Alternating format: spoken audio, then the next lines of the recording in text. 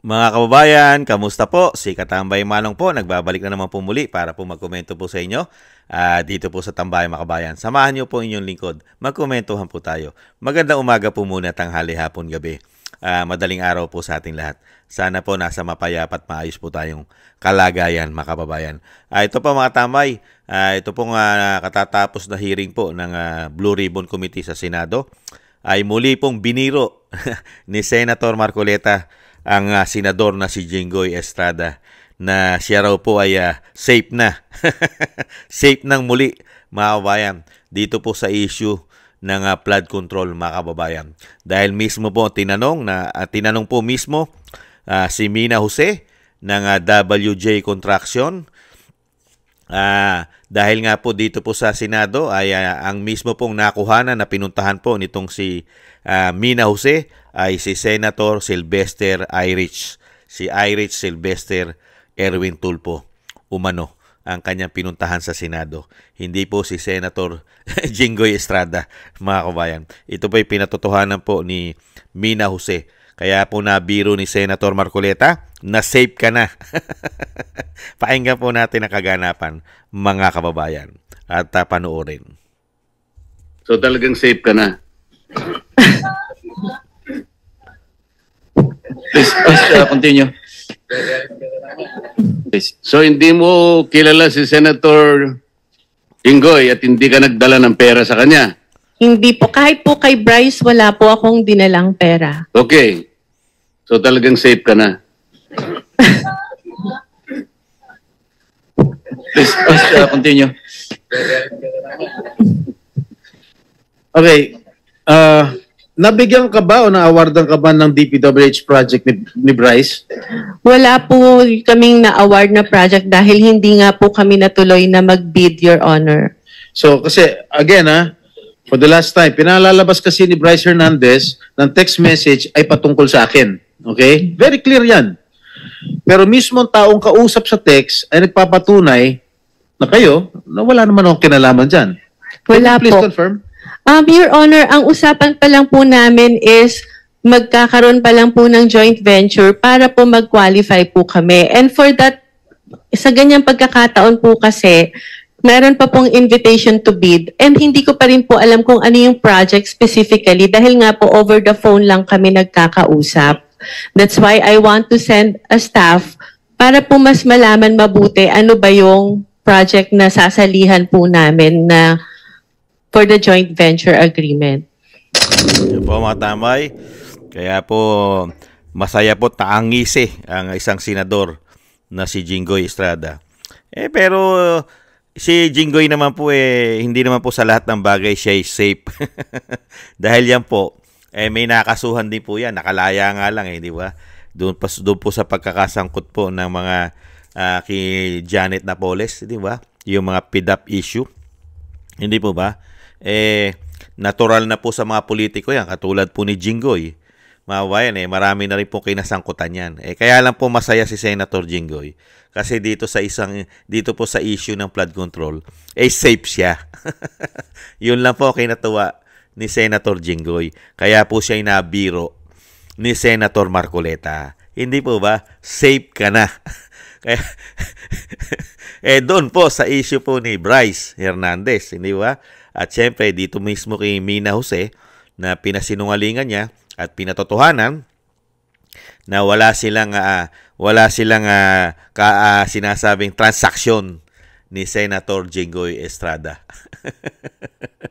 Dahil alam naman po natin mga kababayan, kahit po nung 19 Congress, marami po talaga mga proyekto yan. Di ba? Humahawak din po kasi ng proyekto mga politiko.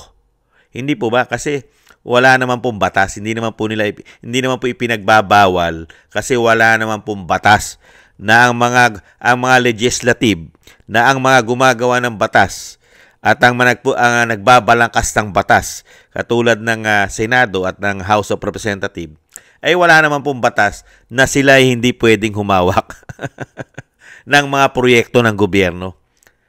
At katulong dito at tinatawag ng mga kasabwat umano ang DPWH at siyempre po ang mga contractors at mga engineer, mga district engineer ng DPWH. Hindi po ba? Kaya nga magkakakilala karamihan pa nga mga magkakumpare, mga kumadre. At dahil nagiging ninong at ninang pa, pagka binuenas-buenas pa, sila-sila rin. Di ba? Kaya dito po mga tambay, ang katulad po nito, si Senator Jinggoy, masaya lang siya dahil hindi siya nasangkot. Pero marami pa naman po kasing lalabas dyan. Dahil meron po kasing mga kakilala yan eh. At meron po talaga silang tinatawag na bata-bata na mga contractors. Hindi po ba yung mga paborito nila, mga kababayan? Kaya nga lang po lumala. Dahil alam naman po natin, matagal ng panahon yan. Dekada na po yan. Yung issue po yan na talagang ang contractors at ang mga politiko, lalong-lalo ang Kongreso, ay tumatanggap at nangungumisyon po yan, umano. Kaya nga lang lumala, dahil pumasok ang binagoong Pilipinas, ay sumobra naman po ang komisyon nila, umano. Hindi ba? Hindi na po sila masiyahan sa maliit na komisyon. Kaya nga ang proyekto po natin, ng ating bansa, ay nagkandaleche-leche. Di po ba? Dahil karamihan po naibulsa nila sa laki ng kinukuha na nilang komisyon, umano. Kaya nga dumami na ang ghost project dahil nga po sa pagiging greedy, sakim, swapang ng mga demonyong politiko sa ating bansa, sa pagiging gahaman sa pera. Hindi po ba? Hindi katulad ni dating Pangulong Duterte, takot sila. Takot silang mangomisyon ng malaki. May komisyon pa rin, kaya lang hindi na malaki. Hindi po ba? Kasi alam naman po natin yan eh. Dahil tayo naman po, hindi naman po tayo tangat bobo. Hindi ba? Alam naman po natin ang mga komisyon. Di ba? Ang talagang regular na nangyayaring komisyon, kahit naman sa inyo, alam nyo naman yan, regular na komisyon, kahit nga mangutang tayo, may komisyon eh. Di ba? Mangutang tayo sa bangko. Di ba? Bibigyan tayo ng komisyon eh. Di ba? Magkano komisyon? O sinabi interest. Di ba? Yung interest, yung kikitain. Di ba? 5%. Di ba? 5% annually. Di ba? Yung mga bangko. Di ba? Yan yung mga komisyon eh. Interest. Ganon din naman ang mga politiko, kumukuha ng interest, komisyon. Di ba? Ang sinasabi natin, mga kababayan, tradisyon na nila yan eh. Di ba? Hindi naman mawawala sa politiko yan. Dahil unang-una, kay lalaki ng ginagastos niyan para maging senador. Sige nga, kung hindi yan kikita ng limpak-limpak na komisyon o sinasabing lagay o suhol umano, mababawi ba nila ang mga ginastos nila? Daan-daang milyon ang ginagastos niyan. Baka nga bilyon pa para maging senador ka. Hindi ba? Kaya nga mga kabayan, kailangan nila ng pera, donation. Kaya nga marami nagdo-donate pa dyan eh. Di ba? Na talagang para makakuha lang na sinasabi, protection pag nanalo ka. Bigyan mo kami ng malalaking proyekto. Siyempre, proyekto. Kaya nga nagdo-donate, may mga nagdo-donate pa dyan mga contractors. Di ba? Sa mga politiko. Alam na po natin yan. Basang-basa na po natin yan. Kaya lang ang point natin mga kabayan, nangungumisyon sila eh. Matagal na panahon yan eh. Kaya lang nakita natin, nung panahon ni dating Pangulong Duterte, napakaraming build. Diba? Hindi naging issue ito. Hindi naging issue sa panahon ni dating Pangulong Duterte na mahina, low standard at ghost project pa na mahigit 3 taon, flood control pa lang. Samantalang mas malaki ang inuutang nila ngayon kisa sa panahon ni dating Pangulong Duterte dahil 3 taon pa lang sila pero ang laki na nauutang ng bansa. Wala pang pandemya. Samantalang sa panahon ni dating Pangulong Duterte, napakalaki pa ng ginastos natin sa pandemya. Hindi po ba? Tapos napakarami niya pang mga build sa buong bansa. Hindi po ba? Kaya dito po mga tambay, halos lahat po yan. Halos lahat po ng politiko ay kumikita po yan. Nagkakaroon ng komisyon yan. Yung sinasabi nga natin, regular. Hindi naman, yung regular kasi 5%, 10%. Kaya nga lang, lumala sila. Lumala! Kasi ang lalaki na kinukuha ng mga politiko. Di ba? Hindi na bababa sa 20% pataas. Politiko pa lang. Paano pa yung mga district engineer? Paano pa yung mga secretaries ng DPWH? Paano pa yung nasa taas? Ang Pangulo? Alang hindi rin kumita yan umano. Di ba? Lalo-lalo na po yung nandiyan pa yung sila governor, mayor. Kailangan mo ng permit. Hindi po ba? Mawawala lang po ang sinasabi nating korupsyon pagka po iyan ay naisa batas na. Ano po yon? Tatanggalan mo na po sila ng katungkulan para humawak ng mga proyekto ng gobyerno. Hindi po ba? Malaking kabawasan po ng korupsyon yan. Lalong-lalo po yung nangungomisyon na mga politiko. Katulad po ng mga nasasangkutan, mga senador, mga kababayan. Kahit po yan sabihin natin na hindi naman po aamin yan Kahit putulin mo ang leeg niyan at mga yagballs niyan, hindi aamin yan na sila po ay nangungomisyon at nagnanakaw. No. Hindi aamin yan, mga kababayan. Kahit po yan malabong-malabo sa sabaw ng pusit yan. Mawawala lang po at mababawasan ang korupsyon ng Senado at Kongreso.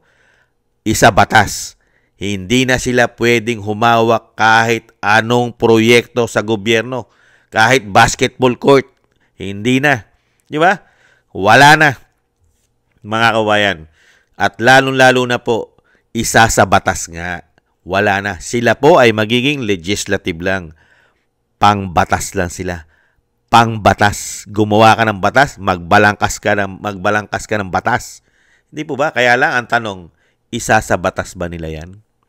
Malaking pera mawawala sa kanila, yung mga hindot na yan. Hindi ba? Hindi nila isa sa batas yan. Malaking pera at biyaya. Paano ka makakakuha? Mga kabayan? At paano ka makakabili ng bahay sa ibang bansa? Kung gagawa ka na ng batas at aasa ka na lang sa sweldo mo, mga kabayan, malaki naman ang sweldo nila. Nasa 200 plus po ang sweldo niyan. Pataas. 200,000 pataas ang sweldo niyan. Mga kabayan, ang isang congressman at siyang senador. Pataas yan. Kulang sa kanila yan, mga kabayan. Kaya po, malabo sa sabaw ng pusit na yan po ay maisa batas. At kung maisa sa batas naman po yan, napakarami pong lalong proyekto ang magagawa ng bansa. Dahil ang tututukan lang po ng taong bayan at i-audit ng taong bayan ay ang DPWH lang. At ang Pangulo. Ang Pangulo. Hindi po ba? Madali na po. At least, biruin mo yun, napakarami magnanakaw. Di ba? 300 plus. Napakaraming komisyon nun. At 24 na senador. Ang bira. Ang laking kabawasan nun. Baka makaipong ka at makabawas ka ng bilyong-bilyong piso sa nakukurap, lalong-lalo yung mga swapang at ganid sa kapangyarihan at sa pera. Mga kababayan. Kaya po dito mga tambay, naidugtong lang po natin. Masayang-masaya si Jinggoy dahil nakalusot siya doon sa issue po ng sinasabing sa flood control na siya po ay sangkot at sinasabing kumikita ng malaki at nasusuhulan ng mga contractors, mga kababayan. Kaya nga po siya inatapik ni Senator Marcoleta, mga kababayan. Ligtas ka na naman, mga kababayan. Maraming salamat po, mga kababayan, sa nagusto po natin tambayan, mga kababayan, sa YouTube at TikTok. At syempre po sa mga subscribers po natin, maraming salamat po sa inyo. Mabuhay po kayo. At sa patuloy po nagsusubscribe, mga kabayan, thank you po. At syempre po sa mga nagbibigay naman po ng tulong at biyaya sa inyong lingkod, maraming salamat po. Mabuhay po kayo. At ingat po kayo sa inyong po mga paggawa. At syempre po, mga kabayan, ang dasal po at panalangin po natin, magkaisa po tayo, naisama po natin sa dasal natin ang pamilya Duterte na maingatan po sila, ang Vice President, syempre po ang dating Pangulong Duterte ay mailayo po sa kapahamakan at ang ating dating Pangulong Duterte madugtungan pa po sana ang kanyang buhay at kalakasan at makabalik na po sa lalong mabilis sa ating bansa. Thank you po sa mga dasal, mga kababayan. At ganun din po, mga tambay, tayo po yung magdasal at mag-ingat. At syempre po, isama po natin sa panalangin na maingatan tayo at ang ating buong sambayanan, mga kababayan. Thank you po. At syempre nga po pala, sana sa mga darating na panahon ay ang ating Vice President ay magiging presidente. Sana po, isa rin po niyang priority yan, yung maisabatas o talagang talagang i-push niya na maging batas na po ang sinasabing mga proyekto ay hindi na po hahawakan ng Kongreso. Wala na po silang involvement sa malalaking proyekto po ng bansa. Sana maisabatas at lalong-lalo po ang pulburon test at ang bitay para sa mga politiko at lingkod bayan ng gobyerno. Mga kabayan, at lingkod bayan na nagtatrabaho sa lahat ng ahensya ng gobyerno ay maisama rin po. Sana maging batas din po yung bitay, pulburon test at syempre po dito sa mga politiko kung hindi naman po sila maa-abolish, mga kabayan. Kung hindi sila maa-abolish, kailangan isabatas yan. Wala ng proyekto kayo. Gumawa na lang kayo ng batas. Hindi po ba, mga kabayan? Thank you po. Ingat po. Paalam. Bye-bye.